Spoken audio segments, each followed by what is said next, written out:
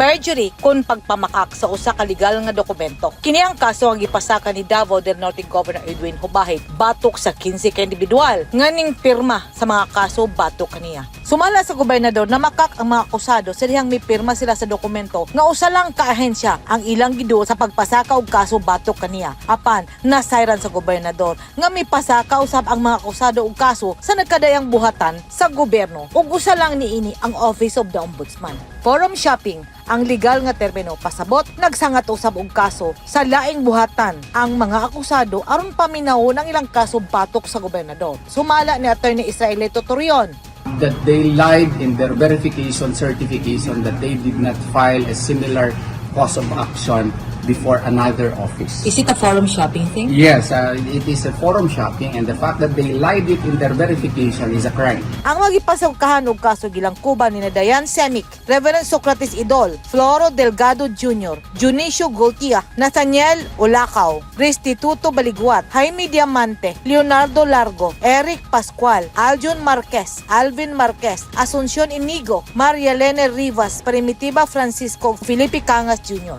Ang nahisgutang mga individual may pasakaw kaso batok sa gobernador nga may resulta sa 30 dias nga suspensyon nga gipagawa sa Office of the President. Ang perjury usa ka kriminal nga kaso. Ang kaso nagugat sa pagdapig ni Governor Hubahid sa katawhan sa ilang panawagan nga ilisan na ang Northern Davao Electric Cooperative o Nordeco isip power distributor sa Davao del Norte. Akong gipangutanay si Tagum City Prosecutor Noel Padilla Palma kung unsa ba kadali o unsa kadugay mahuman ang kaso nga gipasaka sa gobernador.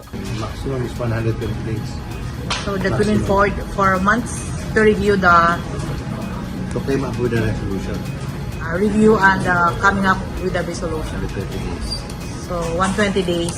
Maximum. 120 days, we count it from the date of filing. So from today. So, included na dito itong administrative works katulong sa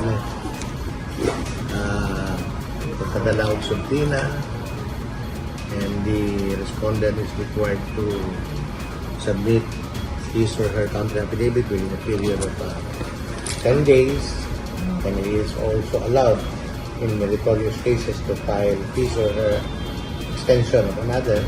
Sumala sa gobernador, iyang gihimo ang angayang buhaton aron mogawas ang kamatuoran nga namakak ang mga akusado.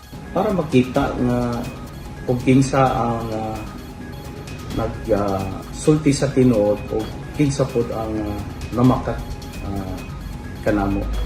O mao gini ang ato ang pagpaningkamot nga mahimong tarong ang supply sa kuryente unya aduna po'y baratong presyo sa charges sa per kilowatt.